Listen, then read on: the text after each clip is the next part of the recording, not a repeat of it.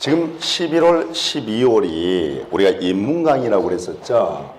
그러면 자, 제 얘기 잠시 들어보세요. 제가 개념에 대한 설명을 해드리면서 예를 들어서 유효인 경우도 있었고 무효인 경우도 있고 그러죠. 그러면 유효인 경우에는 어떤 일들이, 무효인 경우는 어떤 일들이 발생할 수 있는가, 그런 얘기는 굳이 하지 않죠. 하지 않았잖아요. 그러니까 여러분께서 지금 인문 강의에서는 이 개념을 잡는 데다만 초점을 두시면 돼요.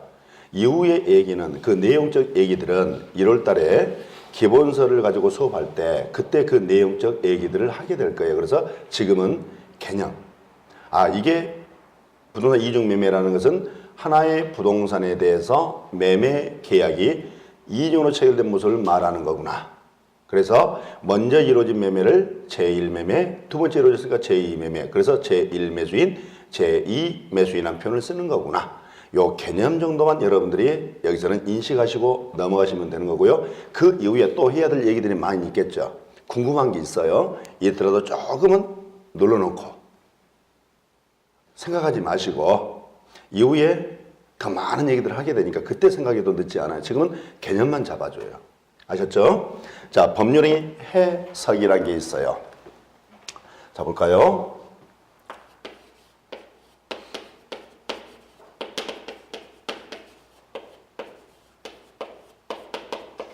그러면 요 법률의 해석입니다. 그럼 우리가 법률 대체 무엇을 법률의 해석이라 하냐 이 말이에요. 요걸 알아봐야 되겠죠. 자, 우리가 이 법률행위는 봐보세요. 법률의 목적이 있어요. 자, 이처럼 법률의 목적이 있는데 우리가 이 법률의 목적은 명확해야 되는 거예요. 법률의 목적은 뭐라고요? 명확해져야 돼요. 자, 이처럼 법률의 목적은 이렇게 명확해야 되는데 때로는 이 법률의 목적 자체가 명확한 게 아니라 이처럼 불명확할 수도 있어요, 없어요?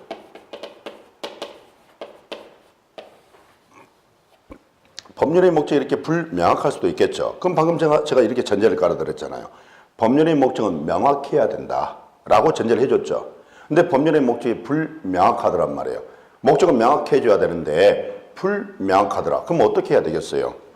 이 법률의 목적이 불명확하다면 이처럼 명확하게 밝힐 필요가 있어요, 없어요? 명확하게 밝혀줄 필요가 있는 거죠.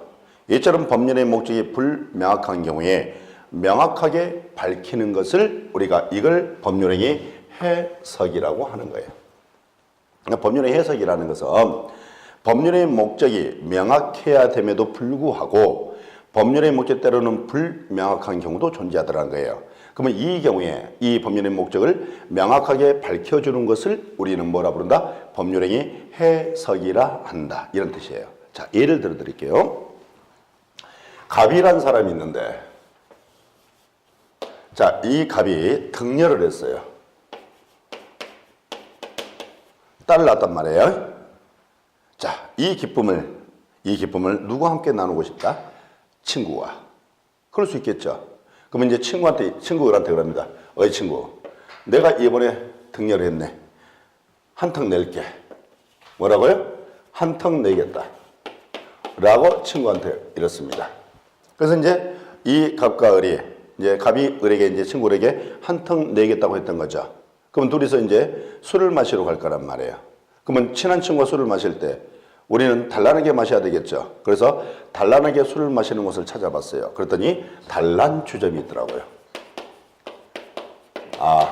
단란주점이라는 게 단란하게 술 마시는 곳이구나. 그래서 이제 여기서 이제 술을 마십니다. 마셔라. 부어하다 보니까 술값이 100만 원이 나왔다고 가정을 해보자 이 말이에요. 그러면 분명히 갑과 을이 이같이 술을 마실 때는 기분이 좋았겠죠. 자, 술을 다 마시고 난 다음에 술값을 지불을 해야 되죠.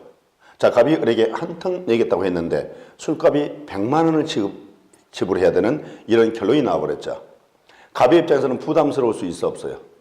있죠. 그래서 갑이 친구 을에게 이렇습니다. 어이 친구, 술값이 100만 원인데 우리 절반씩 내세. 라고 갑이 을에게 이렇게 해볼 수 있겠죠. 자, 그랬더니 을이 갑에게 뭐라냐면 어이 친구, 자네가 한턱 낸다고 했지 않는가? 그러니까 자네가 다 내게나 라고 할 수도 있어요, 없어요? 있겠죠. 그러니까 갑이 이제 좀 기분이 상했나 봐요. 친구에게 어이 친구, 자네 한턱은 100만 원인가? 내 한턱은 50만 원이야. 그러니까 자네가 50만 원 내? 라고 할 수도 있어 없어요? 있죠. 그럼 여기서 이 한턱의 의미, 여러분의 한턱은 얼마예요? 여러분의 한턱은 50? 우리 젊은 친구는? 10. 자, 이처럼 그러면 이 한턱의 그 기준은 각자가 다 다르죠? 다르죠? 명확하다, 불명확하다? 자, 제 한턱은 얼마일 것 같아요? 자, 제 한턱은 10,000원까지입니다. 10,000원을 초과하는 순간 집에 전화를 해야 됩니다. 결제를 받아서 사용을 해야 되니까. 그래서 제 한턱은 10,000원. 그러면 이 한턱의 의미는 명확할 수가 없죠. 그러면 이처럼 법률의 목적이라는 게 존재하는데 이 법률의 목적이 이처럼 명확해 져야 되는데 이와 같이 불명확한 경우도 존재할 수가 있겠죠. 있겠죠? 그러면 이때 이걸 명확하게 밝힐 필요가 있잖아요. 이처럼 법률의 목적이 불명할 때 명확하게 밝혀주는 것. 이걸 우리가 말한다. 법률행위 해석. 그러면 한턱의 의미가 불명확하죠. 그러면 한턱의 의미를 명확하게 밝히는 걸. 이걸 우리가 말한다. 법률행위 해석.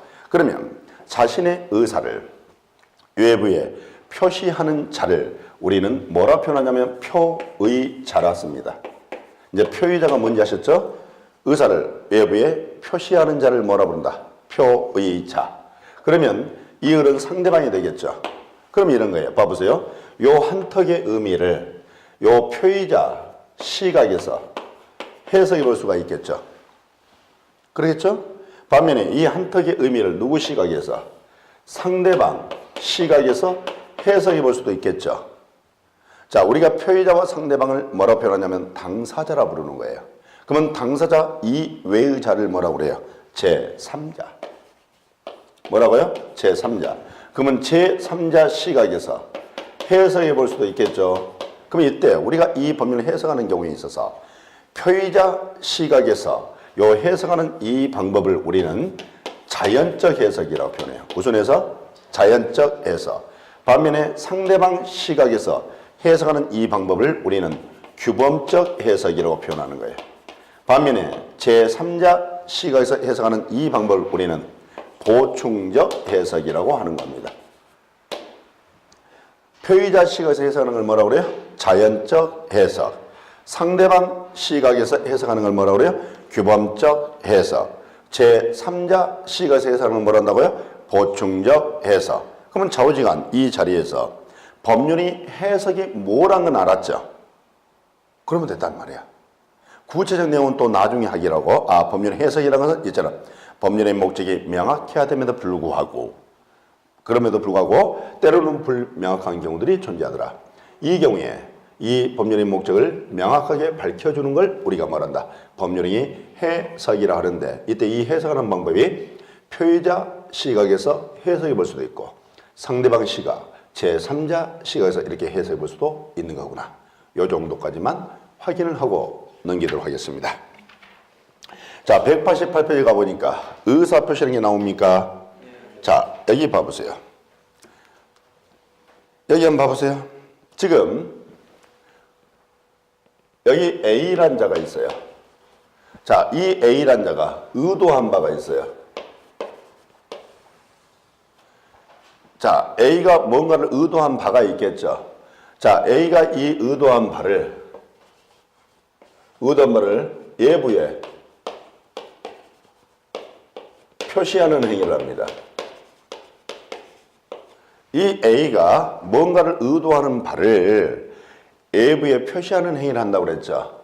예전에 의도한 바를 예부에 표시하는 이 행위를 우리는 뭐라고 그러냐면 의사표시라고 해요. 뭐라고요?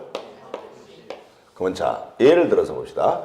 A란 자가 이 건물을 1억에 팔 의사가 있어요. 그러면 이게 건물 1억에 팔고자 하는 게 A가 의도한 바 맞죠? 의도한 바 맞죠? 그런데 이 A가 이런 의도한 바를 예부에 이럽니다. 내 건물을 1억에 사라. 내 건물을 1억에 사라. 사시오. 라고 이렇게 표시하는 행위를 했죠. 의도한 바를 예부에 표시하는 행위를 한 거죠. 이걸 우리가 뭐 한다고요? 의사표시. 그러면 여기 이제 의사표시라는 게 존재하는데 그럼 의사표시는 이렇게 이루어지네요. 자, 보세요. 제가 여러분에게, 자, 제가 갑이라고 할게요. 제가 제 건물을 이렇게 팔 의사를 가지고 있는데 외부에 표시하는 행위를 하지 않았어요. 외부에 표시를 하지 않았단 말이에요. 그러면 의사표시라는 게 존재할 수가 있어요, 없어요? 의사표시라는 것 자체가 존재할 수가 없죠. 그러면 하나의 의사표시라는 것은 이처럼 이 의사를 외부에 모함으로 인해서 표시함으로 인해서 비로소 하나의 의사표시가 완성이 된다는 사실을 알겠죠. 의사가 있다 할지라도 외부에 표시하지 않으면 의사표시가 존재할 수가 없잖아요. 그러면 요 의사표시라는 것은 요 의사를 외부에 표시함으로 인해서 의사표시가 완성이 된다고 할 수 있어 없어요? 있죠. 그러면 자, 의사표시라는 건 그러면 이렇게 이루어지네. 내부적 의사와 외부적 표시로 이렇게 결합돼서 이루어진다라고 얘기할 수 있어 없어요? 있죠. 그럼 우리는 의사라는 것은 이렇게 배웠잖아요. 생각. 그럼 의사는 우리 어디 있어요? 우리 마음속에 있죠. 의사는 우리 마음속에 있는 거 아니에요? 그러면 의사는 마음속이니까 이게 속마음이란 말이야. 그럼 우리가 속마음을 뭐라 하냐면 내심이라고 그래요. 그래서 의사라는 것은 이런 내심적 의사가 있어요. 요 내심적 의사를 우리가 뭐라 하냐면 우리들의 속마음이라고 생각하면 돼요. 뭐라고요? 속마음. 그럼 우리가 속마음이 있다면 겉으로 드러나는 마음도 있죠. 겉으로 드러나는 마음도 있잖아요. 이걸 우리가 표시상의 의사라고 하면 돼요. 뭐라고요? 표시상의 의사. 그럼 이 표시상의 의사를 우리가 뭐라고 하냐면 겉마음이라고 생각하시면 돼요. 무슨 마음? 겉마음. 자, 여러분 이런 말 들어봤죠? 사람이 겉과 속과 겉이 일치하지. 이런 얘기 들어본 적 있습니까? 그러면 의사라는 건 이렇게 이해하시면 돼요. 표의자의 내심적 효과 의사, 표의자의 속마음을 말한다면 우리가 이 표시 행위에 의해서 나타나는 의사도 있겠죠. 표시 행위에서 나타나는 의사도 있겠죠. 이걸 우리가 표시상의 효과 의사라고 표현해요. 그럼 이걸 우리가 뭐라고 생각하시면 돼요? 겉마음이라고 생각하시면 돼요. 그러면 요 하나의 의사표라는 것은 내부적 의사와 외부적인 표시로 이렇게 이루어져 있는데 요 표의자의 내심적 효과 의사와 표상의 효과 의사가 서로 일치된 상태에서 의사표시가 완성이 됐습니다. 그러면 이 의사표는 지극히 정상적인 모습 맞죠? 그러면 이것은 무슨 의사표시다? 정상적 의사표시다 라고 이렇게 얘기할 수 있어요, 없어요? 이렇게 얘기할 수 있죠. 근데 만약에 의사와 표시, 즉 표의자의 내심적 효과 의사와 이 표상의 효과 의사가 서로 일치되지 않는 상태에서 이와 같이 의사표시가 완성이 됐다면 이 의사표는 정상이다, 정상이 아니다? 정상이 아니겠죠. 그럼 이걸 우리가 정상이 아니니까 앞에다가 아닐 비자를 적으면 돼요. 비정상적 뭐라고 표현하면 돼요? 의사표시라고 하면 되겠어요. 그러면 이제 우리가 이 의사표시는 내부적 의사와 외부적 표시로 이렇게 이루어져 있는데 이처럼 내부적 의사와 외부적 표시가 서로 불일치한 상태에 이루어지는 일치된 상태에 이루어지는 정상적 의사표시 모습과 서로 일치하지 않는 이런 비정상적 의사표시 존재한다는 사실을 알겠죠. 그러면 우리가 법률행위라는 것은 의사표시를 요소로 하는 법률 요건을 법률행위라고 배웠죠. 그러면 이런 정상적 의사표시를 요소로 해서 하나의 법률행위가 성립을 했어요. 자, 비정상적 의사표시를 요소로 해서 하나의 법률행위가 이렇게 성립을 했어요. 우리 한번 생각해 보세요. 정상적인 의사표시를 요소로 해서 법률 성립했다면 어떤 문제가 발생할까 안 할까요? 문제가 발생할 일은 없겠죠. 근데 만약에 비정상적 의사표시를 요소로 해서 법률에 성립했다면 어떤 문제가 발생할까 안 할까? 발생하겠죠. 이건 일단 이해되셨어요? 그러면 여기서 이제 이런 거예요. 어떻게 된 게 표의자의 내심적 효과 의사, 즉 표의자의 속마음과 요 표상 효과 의사, 이 겉마음이 서로 불일치된 상태에서도 의사표가 어떻게 이루어질 수 있을까? 자, 예를 들어볼게요. 자, 여기는 지금 무대를 하나 만들어주면 됩니다. 이 무대는 도로변입니다. 지금 현재 설정을 도로변에서 손을 들고 있습니다. 어디 손을 들고 있어요? 도로변에서 지금 손을 들고 있습니다. 갑이란 자가, 자 보세요. 이와 같이 도로변에서 지금 손을 들고 있다고 합시다. 그럼 봐보세요. 지금 이 도로변에서 손을 드는 건 이게 외부에 표시하는 행위 맞죠? 도로변에서 손을 드는 게 외부에 표시하는 행위 맞잖아요. 방금 전에 제가 외부에 표시하는 행위를 제가 뭐라고 그랬어요? 의사표시라고 그랬죠. 그러면 지금 갑의 의사표시가 존재를 합니다.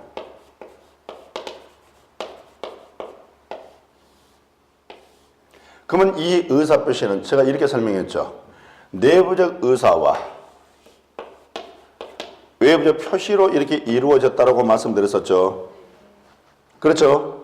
자, 그러면 우리가 이제 이때 이 갑이 표의자가 되겠습니다.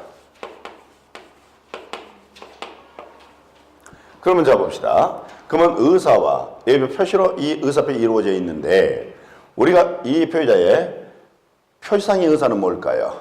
자, 우리는 어쩔 때 도로변에서 손을 듭니까? 자, 이게 지금 표시행위 아닙니까? 맞죠? 어쩔 때 우리가 도로변에서 손을 들죠. 택시를 잡고자 할 때 도로변에서 손을 드는 건 맞죠? 그러면 이 표시상의 의사는 뭐예요? 택시를 잡고자 하는 의사였죠. 뭐라고요? 택시를 잡고자 하는 의사였다. 자, 이게 지금 표시상의 의사 아닙니까? 맞죠? 그럼 이때 이 표제의 속마음, 내심의 의사는 뭐였냐는 거예요. 내심의 의사 또한 택시를 잡고자 하는 의사였습니다. 그럼 이 모습 봐보세요. 요 표의자의 그러면 내심적 의사와 이 경우는 표상의 의사가 서로 일치된 상태에서 의사표시가 이루어진 건 맞죠? 그럼 요 의사표는 정상, 비정상. 그러면 지금 을이 상대방이라고 합시다. 을이 택시기사입니다. 갑이 지금 도로에 손을 들고 있죠? 그랬더니 을이 택시를 누구 앞으로? 갑 앞으로 갖다 대는 모습이 이렇게 연출되겠죠? 연출되잖아요. 그러면 갑은 이 택시를 타고 자신의 목적지까지 가면 되는 것 끝났죠? 그럼 봐보세요. 이처럼 정상적인 의사별 요소로 해서 법률 성립했다면 의도한 대로 효과가 그대로 나타났죠? 어떤 문제가 발생할 일은 없었겠죠? 자, 그러면 이제 또 봅시다. 지금 갑이 도로변에서 손을 들고 있습니다. 외부에 표시하는 행위였죠? 이 외부에 표시하는 행위를 우리는 뭐라 불렀어요? 의사표시라고 했습니다. 그러면 여기 봅시다. 그러면 이 의사표시라는 것은 내부적 의사와 외부적 표시로 이루어지는데 아까 제가 이렇게 설명했죠. 우리가 어떨 때 도로변 손을 드냐는 거죠. 택시를 잡고자 할 때 도로변 손을 든다 그랬죠. 그러면 이 표의자의 요 표시상의 의사는 분명히 택시를 잡고자 하는 의사였던 거 분명히 맞죠? 맞잖아요. 자, 이때 이 표의자 갑의 내심의 의사는 뭐였냐면 택시를 잡고자 한 의사를 가지고 택시 잡고자 한 게 아니었다는 거예요. 그럼 뭐였냐면 이 표의자는 겨드랑이 긁을 의사였어요. 뭐라고요? 겨드랑이 긁을 의사. 그러니까 이런 모습이죠. 겨드랑이 긁을 의사로서 손을 들었던 거죠. 그 말 아니에요. 아, 이러려고. 근데 택시가 와버린 거야. 그럼 봐보세요. 요 표의자의 내심의 의사는 택시를 잡으려는 의사가 아니라 겨드랑이 긁을 의사였던 거죠. 근데 이 표상의 의사는 뭐예요? 택시를 잡으려는 의사잖아요. 그러면 이 표의자의 의사와 표시는 일치, 불일치? 그럼 불일치된 상태에서 이 모습은 의사표시가 이루어진 건 맞죠? 그러면 이 의사표는 정상, 비정상? 비정상이죠. 맞잖아요. 근데 문제는 택시가 온다, 오지 않는다. 그래도 택시는 온다. 그럼 봅시다. 이제 을이 택시기사야. 자, 여러분이 갑인데 여러분이 겨드랑이 긁을 의사로서 손을 들었더니 요 을이 여러분 앞에 택시를 딱 정차를 시킵니다. 그럴 수 있죠. 그러면 상당히 이 순간에 당혹스럽죠. 당혹스럽죠. 그럼 이 경우에 과연 택시를 타야 될까? 택시를 타지 않아야 될까? 이런 문제가 나타나요, 안 나타나요? 그럼 이런 거죠. 이와 같이 비정상적 의사별 요소에서 법률 성립했다면 탈 것인가 말 것인가. 즉, 이 법률권은 어떻게 되는가? 여기서 문제가 나타나는 거 분명히 맞죠? 맞죠? 그러면 이 경우에 여러분이 계단을 긁을 의사를 가지고서 손을 들었더니 택시가 왔다. 그럼 여러분들은 이 택시를 탄다, 타지 않는다. 탄다, 타지 않는다. 타지 않는다. 라고 우리 일반인들은 그렇게 얘기를 하죠. 하죠? 자, 여러분들은 법을 공부하는 분들이죠, 이제. 민법. 이제 여러분들은 법을 공부하시는 분들이기 때문에 이제는 일반인의 사고가 아니라 법적 사고가 좀 필요해요. 법적 사고. 자, 보세요. 지금 표의자는 택시 타기를 원한다, 원하지 않는다? 원하지 않는다. 그러면 택시 타는 상대방은 택시 타기를 원한다, 원하지 않는다? 원한다. 그러면 표의자는 타기를 원하지 않고 상대방은 타기를 원합니다. 이런 모습을 우리가 이해 충돌이라고 그래요.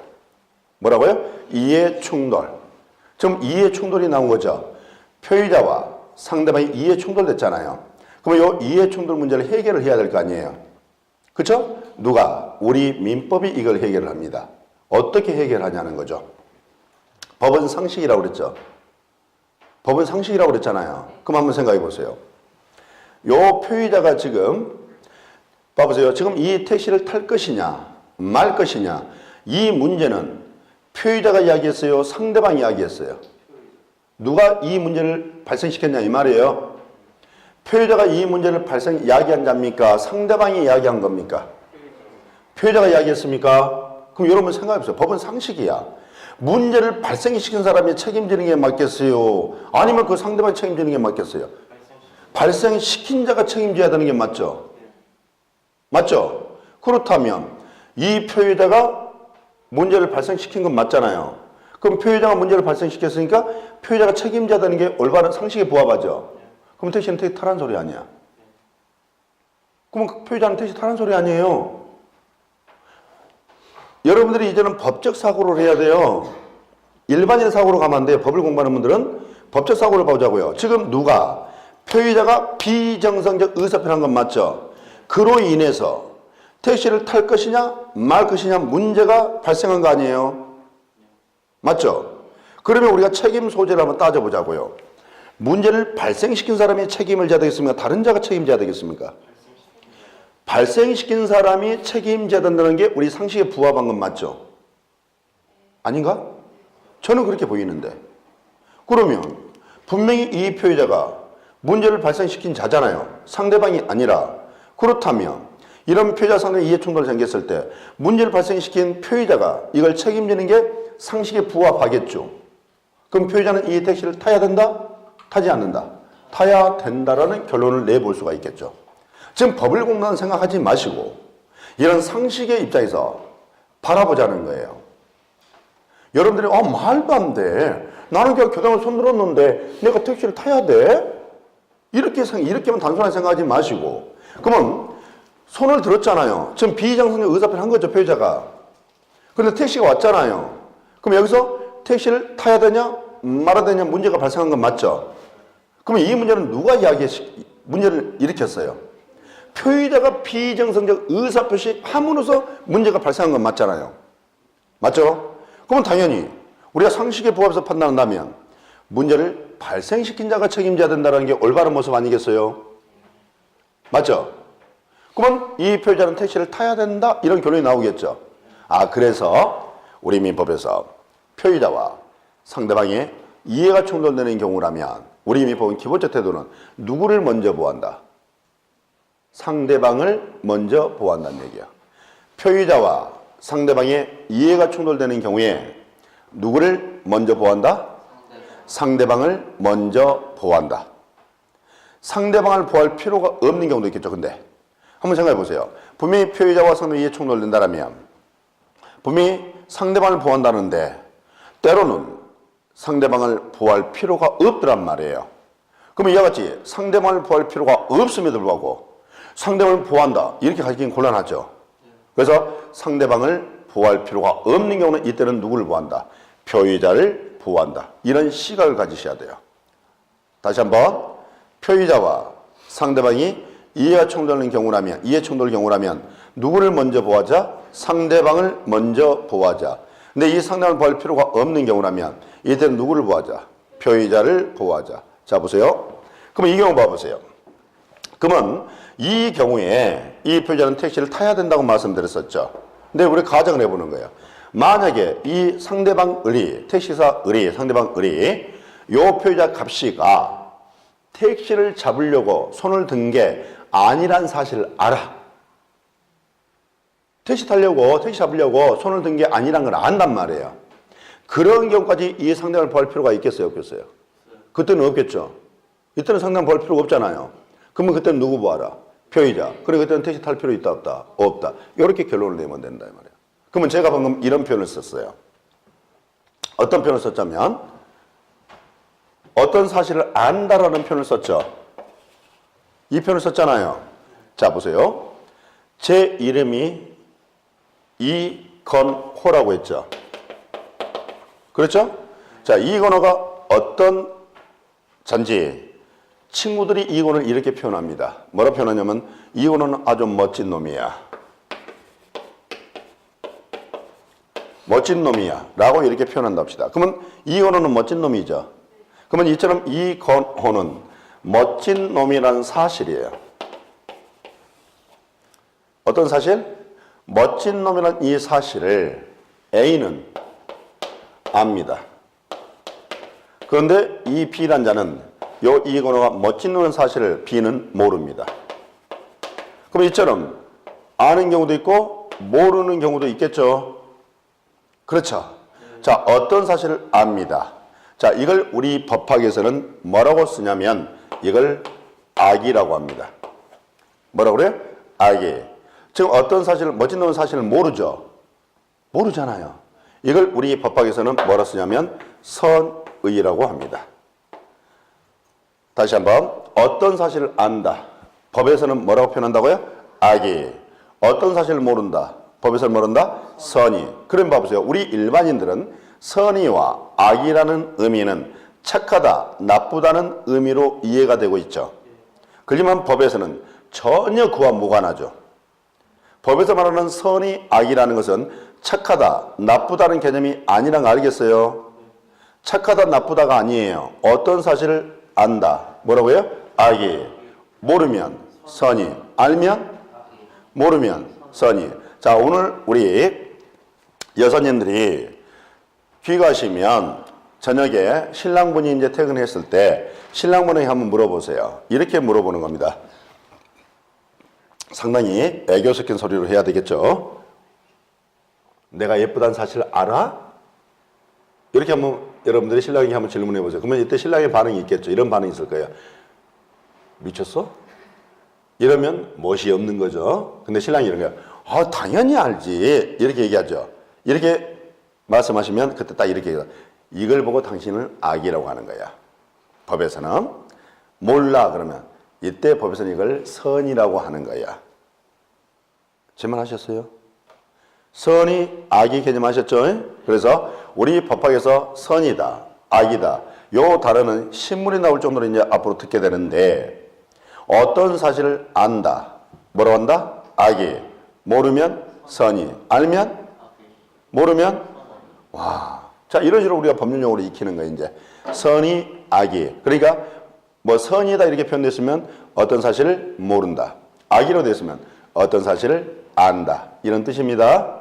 그러면 다시 여기 와서 이처럼 우리는 이 표의자의 내심적 의사와 이 표상의 의사가 서로 이렇게 불일치된 상태에서 이런 의사 표시가 존재할 수도 있다는 걸 알았죠. 그러니까 여러분들이 겨드랑이 긁을 의사를 가지고 손을 들었단 말이에요. 그러면 표상의 의사는 택시를 잡으려는 의사였지만 내심의 의사는 겨드랑이 긁을 의사였던 거 아니에요. 그러면 이 의사 표시는 의사와 표시가 불일치된 상태에서 이루어졌다는 걸 우리가 검증했죠. 자 보세요. 법의 존재 이유가 있었죠. 법의 존재 이유는 너와 나 사이, 우리 민법의 존재 이유는 너와 나 사이에 이런 갈등과 분쟁이 있을 때 이런 갈등과 분쟁을 해결하고자 민법이 존재한다고 그랬죠. 그랬잖아요. 우리가 생각해 보세요. 우리는 정상적 의사표를 요소로 법률에 성립했어요. 그러면 이 경우에는 어떤 갈등과 분쟁에 문제가 발생해야 안 해요? 안 하죠. 근데 비정상적 의사표를 요소로 법률에 성립했단 말이에요. 그러면 이 경우에 표의자는 택하기를 원하지 않고 상대방 택하기를 원하잖아요. 여기에 분쟁이 생길 수가 있어요, 없어요? 그러면 이걸 해결하자 뭐가 있는 거예요? 민법이 존재하는 거 아니에요? 그러면 우리 민법에서는 이런 정상적 의사표시 부분을 규정을 뒀겠다. 아니면 비정상적 의사표에 대해서 규정을 뒀겠다. 비정상적 의사표에 대해서 규정을 뒀다는 걸 우리가 추론해 할 수 있죠? 그래서 우리 민법에서는, 우리는 여기서는 정상적인 의사표시가 아니라 비정상적 의사표시에 대해서 지금부터 공부를 좀 하겠습니다. 그러면 이제 여기를 다시 보는 거예요. 여기 지금 의사표시가 있는 거죠. 지금 의사표시가 존재하죠. 자, 의사표시가 존재하는데 요 의사표시가 정상이 아니다. 이 말 아닙니까? 지금 의사표시가 존재하고 있는데 요 의사표시가 정상이 아니라는 거야. 이걸 우리가 비정상적 의사표시라고 그래요. 그렇다면 여기서 이제 질문이 들어가는 거예요. 그러면 왜 이 의사표시가 정상이 아닐까 이 말이에요. 의사표시 정상이 아니라고 그랬잖아요. 그러면 왜 의사표시 정상이 아닐까? 간단해요. 왜 이 의사표시가 정상이 아닐까? 그랬더니 이 의사표시가 고장이 났기 때문에 정상이 아니라는 거예요. 자, 여러분이 자동차를 가지고 있는데 여러분의 자동차가 정상이 아니래요. 왜 여러분 자동차 정상이 아니죠? 고장 났으니까 정상이 아닌 거 아니에요. 제 말 이해됐어요? 의사표시 정상이 아니라는 거예요. 왜 아닐까? 고장 났으니까. 제 설명 이해돼요? 그러면 이 의사표시 고장 났는데 이 고장 난 행태가 두 가지가 있어요. 두 가지가 있는데 하나는 의사의 흠결이라고 해요. 뭐라고요? 의사의 흠결. 또 하나는 뭐냐면 하자라고 합니다. 그러면 여러분께서 이 의사의 흠결이 무엇이며 이 하자가 무엇인지를 좀 알 필요가 있겠죠. 자, 의사의 흠결은 이런 겁니다. 칠판만 보세요. 의사의 흠결이라는 것은 여기 내부적 의사표시라는 것은 내부적 의사와 외부적 표시로 이렇게 이루어졌는데 이 의사와 표시가 불일치하는 경우가 존재했었죠. 있었잖아요. 그러면 의사와 표시 불일치가 있습니다. 의사와 표시 불일치를 우리는 이걸 의사의 흠결이라고 하는 거예요. 그러면 왜 의사와 표시 불일치를 의사의 흠결이라고 할까? 자, 보세요. 요 갑이란 자가 겨드랑이 긁을 의사를 가지고 도로에서 손을 들었단 말이에요. 그러면 분명히 택시를 잡으려는 표시상의 의사는 존재하지요. 택시를 잡으려는 표시상의 의사는 존재하죠. 그렇지만 택시를 잡으려는 내심의 의사가 있어요, 없어요? 없죠. 그러면 요 의사 표시에는 봐보세요. 택시를 잡으려는 내심의 의사가 빠져 있죠. 택시 잡으려는 내심의 의사가 빠져 있잖아요. 의사가 비어 있잖아요. 의사 부분이 비어 있는 거 아니에요. 그러니까 흠결이란 말이야. 비어 있으니까. 결했단 말이에요. 그걸 뭐라 그래요? 흠결. 그래서 의사와 표시 불일치를 뭐라 한다고요? 의사의 흠결이라고 하는 거예요. 반면에 의사와 표시가 일치합니다. 불일치가 아니라 뭐라고요? 일치하는데 이런 일치하는 과정입니다. 과정에 흠이 있습니다. 뭐가 있다고요? 흠. 요 흠을 뭐라 하냐면 하자라고 하는 거예요. 자, 여러분이 고가의 가방을 사셨어요. 고가의 가방을 샀는데 이 가방에 재봉질이라든가 여기에 흠이 있더란 말이에요. 그럼 우리는 뭐라 하죠? 이 가방에 하자가 있다 이렇게 표현하죠? 이 흠을 뭐라 그래요? 하자. 그러면 여러분들이 봐보세요. 자, 여기는 요 의사표시 사항은요, 우리 중개사 공부하는 수험생들이 굉장히 힘들어하는 부분이에요. 많이 헷갈려해요. 그러면 왜 헷갈려하냐면 이런 표현들을 많이 해요. 비슷비슷해서만 헷갈린다라고 얘기합니다. 비슷비슷해서. 그러면 왜 중개사 공부하는 수험생 대부분이 요 의사표시 자기에서 비정상적 의사표를 공부할 때 이걸 비슷비슷하다고 표현할까? 구별을 못하니까. 구별을 못하기 때문에 이게 비슷하게 보이는 거예요. 그럼 구별을 해버리면 다르다는 걸 느끼게 돼요. 봐보세요. 의사와 표시가 불일치한다는 사실과 의사와 표시가 일치한다는 것이 비슷합니까? 전혀 다릅니까? 다르죠. 의사와 표시가 불일치한다는 거와 의사와 표시가 일치하다는 것은 이건 비슷한 게 아니라 다른 얘기란 말이에요. 제 말은 이해됐어요? 자, 그러면 우리가 지금 이제 비정상적 의사의 모습을 볼 건데, 자, 지금 분명히 의사와 표시가 불일치했어요. 이 불일치한 사실을 말해요. 여기 표의자가 있어요. 요 표의자가 불일치한 사실을 알고 의사표시를 합니다. 표의자가 이런 의사표시가 불일치함을 모르고 의사표시를 했습니다. 다시 한번. 의사와 표시가 불일치함을 표의자 스스로가 알고 의사표시를 할 수가 있겠죠. 불일치한 사실을 알고도. 근데 의사표시가 불일치함을 표의자 스스로가 모르고 할 수도 있어, 없어요? 모르고 할 수도 있는 거죠. 그러면 생각해 보세요. 의사와 표시가 불일치함을 표의자 스스로 알고 한다는 거와 의사와 표시가 불일치함을 표의자 스스로가 모르고 한다는 게 이게 비슷합니까? 다르죠? 분명히 다르죠? 다르게 느껴져요? 의사와 표시가 불일치함을 표의자 스스로 알고 한다는 거와 의사와 표시가 불일치함을 표의자 스스로 모르고 한다는 것이 이게 비슷한 게 아니라 다르다는 거 알겠습니까? 그러면 자, 지금부터 단어를 제가 용어를 알려줄게요. 자, 보세요. 지금 의사와 표시가 불일치하죠? 불일치한 표의자가 알고 했죠? 알고 했잖아요. 불일치함을 표의자가 알고 했습니다. 이걸 한 단어로 우리는 고쳐보겠습니다. 뭐라고 고치냐? 이걸 비진이라고 고칩니다. 뭐라고 고쳐요? 비진이. 다시 한번. 의사와 표시가 불일치함을 표의자가 알고 했죠? 알고 있죠? 이걸 한 단어로 뭐라 그래요? 비진이. 자, 의사와 표시가 불일치합니다. 요 불일치하면 표의자가 모르고 했죠? 모르고 했잖아요. 이걸 한 단어로 고쳐줄게요. 이걸 착오라고 합니다. 이걸 착오라고 해요. 다시 한번.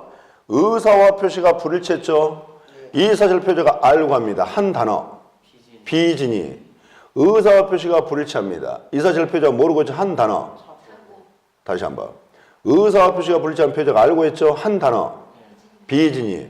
의사와 표시가 불일치했죠? 이 사실을 표의자가 모르고 합니다. 한 단어. 그럼 여기 보세요. 불일치함을 알고 의사표시했죠? 불일치함을 알고 의사표시했죠? 그럼 불일치함을 알고 한 걸 비진이라고 그랬죠? 그럼 이 의사표는 비진에서 이루어진 거죠? 아니에요. 자, 불일치함을 모르고 했죠? 이걸 착오라고 그랬죠? 그러면 이 의사표는 착오에 의해서 이루어진 건 맞죠? 보입니까? 자, 그러면 이걸 붙여 읽어봅시다. 알고 하는 걸 비진이라고 그랬죠? 그럼 이 의사표시는 비진에서 이루어진 거 아니에요? 붙여 읽으니까 비진이 의사표시. 그럼 이 비진이를 풀어보니까 진이 아닌 이렇게 쓰겠죠? 아닐 비자니까 비진이 의사표를 풀면 진이 아닌 의사표시 이렇게 됩니까? 됐어요? 자, 이게 봐요. 그러면 이 의사표는 착오로 인해서 이루어진 건 맞죠? 그러니까 이 의사표는 착오로 인해서 이루어졌으니까 착오로 인한 뭐라고? 의사표시라고 쓰면 되겠네. 착오로 인해서 이루어진 거니까 착오로 인한 의사표로 쓰면 되겠네요. 그럼 봐요.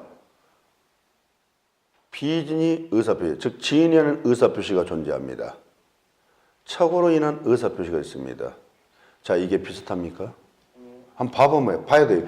이 부분은 이해를 해야 됩니다. 이 의사표시는 이해를 하면 아주 쉬운 부분이고요. 이 부분은 이해를 못하면요 깝깝해지는 부분이에요. 이해하면 실은 굉장히 쉬운 부분이에요.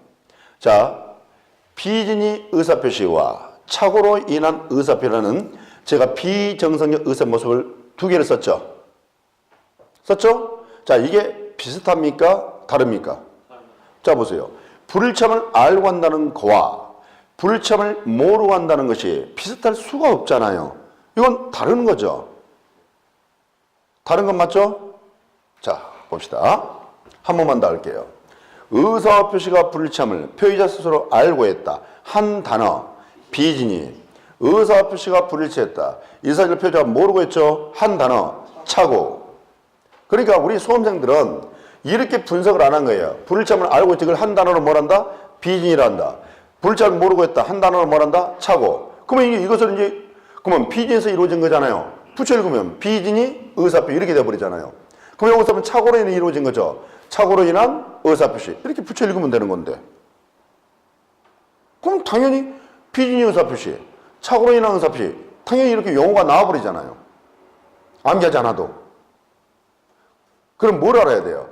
불일치함을 알고 하는 걸 비진이라 하는구나. 불일치함을 모르고 하는 걸 착오로 하는 거구나. 요것만 딱 기억하시면 돼요. 이걸 하는 거 아니야. 그러니까 이제 알고 의사표시니까 비진에서 이루어진 거죠. 비진이 의사표시. 모르고 있으니까 착오죠. 착오로 인한 의사표시. 이렇게 붙여서 읽어주면 되는 건데. 제 설명 이해할 만합니까? 네. 자, 그러면 봐보세요. 여기 비진이 의사표시가 있죠. 자, 이 표의자가 요 비진이 의사표시를 단독으로 한 게 아니라 요 표의자가 봐보세요. 상대방과 짜고 뭐라고요? 상대방과 짜고 이처럼 짜고 비진이 의사표를 하는 경우도 있더라는 거예요.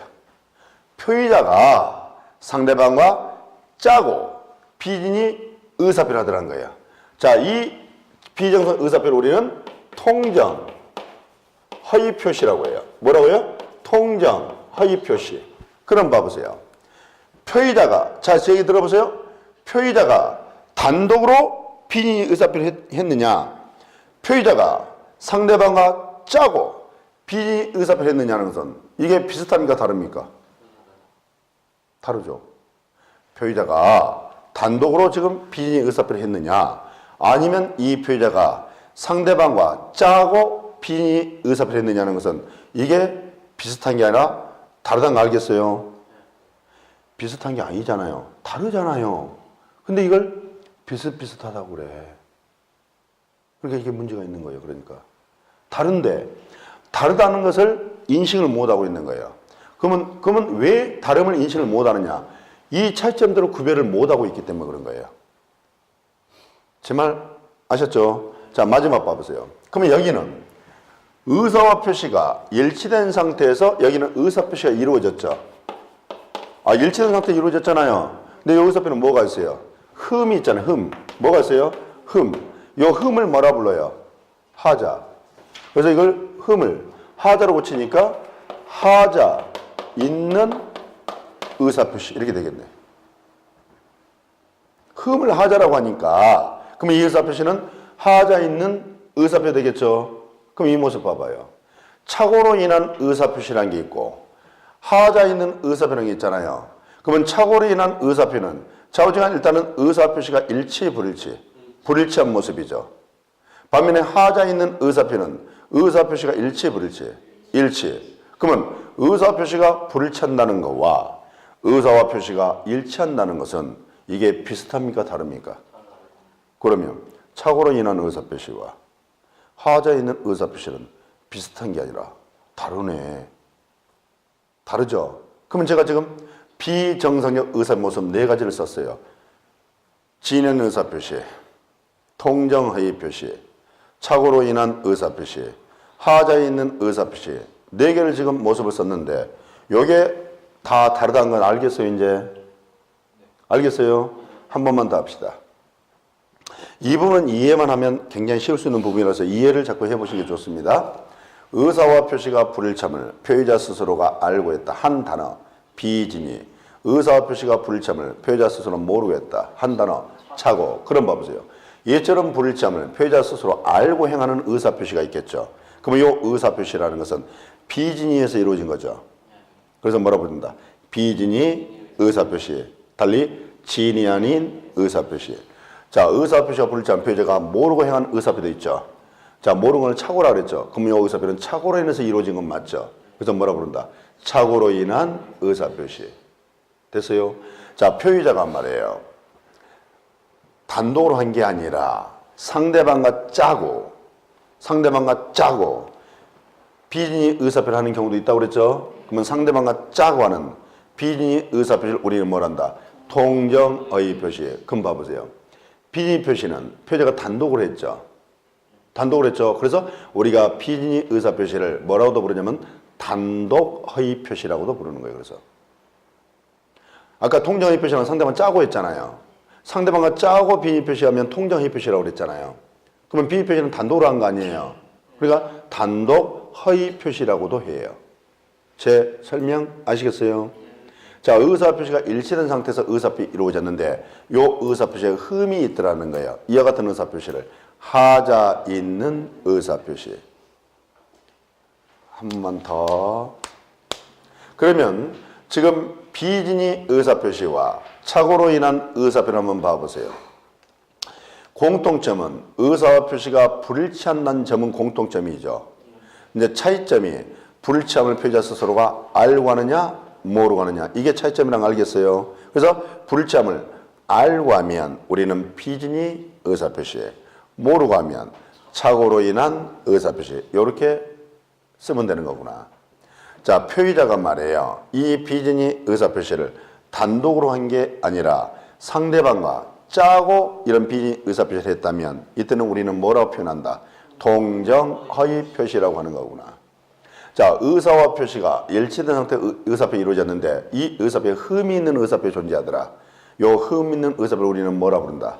하자 있는 의사표시. 그러면 지금 지인하는 의사표시, 통정의 표시, 착오로 인한 의사표시, 하자 있는 의사표시 네 가지를 봤죠? 자, 이 네 가지가 이제 여러분들이 그 개념을 쓰겠어요, 이제? 자, 그러면 봐보세요.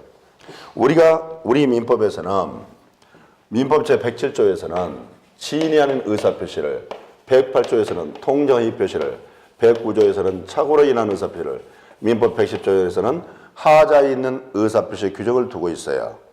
그럼 법조문 몇 개 있어요? 4개의 법조문이 존재한 거죠.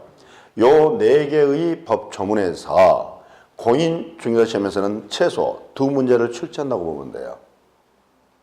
법조문 몇 개밖에 없어요?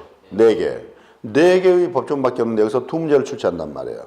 그러면 이 시험을 준비하는 여러분의 입장이라면 요 4개의 법조문에서 다 나온다라고 생각하고 준비하는 가장 현명한 모습이겠죠. 법조문 꼴랑 4개밖에 안 되는데 요 4개의 법조문에서 2문제가 출제된다라면 시험을 준비하는 여러분 입장에서는 하나씩 나온다라고 생각하고 대비하는 게 가장 현명한 모습이 되겠죠. 자, 그러면 우리가 이제 법을 공부할 때 먼저 이게 뭔가, 과연 이게 뭐냐는 거예요. 정의를 내려야 되겠죠. 이 정의를 내리는 부분을 우리가 의라고 그래요. 뭐라고 그래요? 의. 법을 공부하는 방법, 민법 공부하는 방법이에요. 그럼 이제 정의를 딱 내렸죠. 그러면 이런 개념이, 이런 것들이 성립하려면 어떤 요건이 필요하냐는 거예요.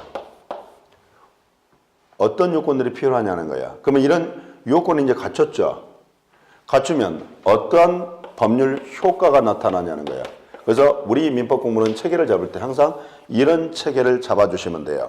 의, 요건, 효과. 뭐라고요? 의, 요건, 효과. 의란 건 정의를 내리는 거예요. 그게 뭐냐라고 정의 내렸죠? 그러면 정의를 냈다면 그러면 이런 개념이 성립하려면 어떤 요건이 필요하느냐? 요건을 따졌죠. 그러면 이제 요건을 갖추면 어떤 법률 효과가 나타나는가? 이 법률 효과를 또 따져봐야 되겠죠. 그래서 항상 민법은 체계를 잡을 때 의, 요건, 효과, 의, 요건, 효과 이런 식으로 이 체계를 잡고 항상 바라보는 습관이 필요합니다. 그러면 자, 우리가 한번 지인에는 의사표시, 통정의 표시, 착오로 인한 의사표시, 하자에 있는 의사표시가 있는데 한번 정의를 내려볼게요. 의. 그러면 자, 비진이 의사표시란, 지인이 아닌 의사표시란 여기 칠판에 써져 있는 것만 가지고 제가 정의 내릴 겁니다. 칠판에 제가 써놓은 내용 있죠? 요것만 가지고 제가 정의를 내려볼게요. 자, 지인이 아닌 의사표시라 하면 의사와 표시가 불일치함을 표의자 스스로가 알고 행한 의사표시를 말한다. 됐어요? 통정의 표시란 상대방과 짜고 행하는 비진입 표시를 말한다. 됐어요? 착오로 인한 의사표시란 의사표시가 불참을 표의자 스스로가 모르고 행한 의사표시를 말한다. 됐어요? 하자에 있는 의사표시란 일치된 의사표시 이루어졌지만 흠이 있는 의사표시를 말한다. 됐습니까? 지금 7, 8에 제가 몇 개 써놓은 이 단어를 가지고 요 단어들을 조합해서 그 정의를 지금 내리고 있죠. 그러니까 제발 여러분들이 앞으로 공부는 이런 식의 공부를 좀 했으면 좋겠어요. 주어진 것들 가지고 판단을 해보는 것들, 뭐 이상한 거 끌고 와서 판단하는 게 아니라 내 눈앞에 주어져 있는 것을 가지고 판단들 자꾸 해보는 이것들이 좀 필요하지 않는가 싶습니다. 아시겠죠? 자, 한 번만 더 할게요. 의사와 표시가 불일치함을 표의자 스스로가 알고 하더라. 한 단어. 그 한 단어는 뭐라 그래요? 비진이. 의사와 표시가 불일치함을 표의자 스스로가 모르고 하더라. 한 단어. 그러면 불일치함을 알고 행한 의사표시가 있겠죠. 그럼 불일치함을 알고 있어. 한 단어가 뭐죠? 비진이니까. 이건 비진에서 이루어졌죠. 그러니까 뭐라 불러요? 비진이 의사표시. 자, 의사표시가 불일치한 표자가 모르고 의사표시를 하는 경우가 있죠. 그럼 불일치함을 모르고 하는 걸 우리가 착오라 그랬죠. 그러면 이 의사표시는 착오로 인해서 이루어진 거잖아요. 그래서 착오로 인한 의사표시. 자, 표의자가 단독으로 비진 표시를 하는 게 아니라 상대방과 짜고 비진 표시하는 경우가 있었죠. 그걸 뭐라 그래요? 동정 허위 표시. 자, 우리는 의사표시가 일치된 상태의 의사표시 이루어졌는데 이 의사표시가 흠이 있는 의사표시가 존재하죠. 흠을 뭐라고 쳐요? 하자. 그래서 하자에 있는 의사표시. 그럼 이 네 가지 모습이 딱 구별이 이제 스크랩 됩니까? 이 정도 개념 정도가 그렇구나. 이런 의사표시를 비진이 의사표시, 이런 의사표시를 통정 허위표시, 이런 의사표시를 착오로 인한 의사표시, 이런 의사표시를 하자에 있는 의사표시. 이렇게 여러분들이 이런 정도만 여러분들이 판단할 수 있어도 오늘 여러분이 오늘 수업 들어온 거의 목적을 거의 다 달성했다고 과언이 아닐 정도입니다. 가장 첫 번째 고비. 여기서 우리 소년들이 의사표시 거의 포기하는 사람들이 참 많아요. 요 부분 포기하시는 분들이 많아요. 근데 이걸 포기해버리면요. 뒤에 이해들이 안 돼. 오해만 쌓여. 자, 그러면 이제 비정상적 의사의 모습 네 가지 봤어요. 그러면 이제 제가 이제 여러분에게 지금 글자로는 이렇게 제가 설명했지만은 그러면 이게 구체 사례를 가지고 과연 지인한 의사표 어떤 의사표를 말하며 통정의 표시, 착오로 인한 의사표시, 하자에 있는 의사표시 이게 어떤 걸 말하는지를 구체 사례를 가지고 또 한번 이해를 시켜볼게요. 잠시 쉬었다가. 예.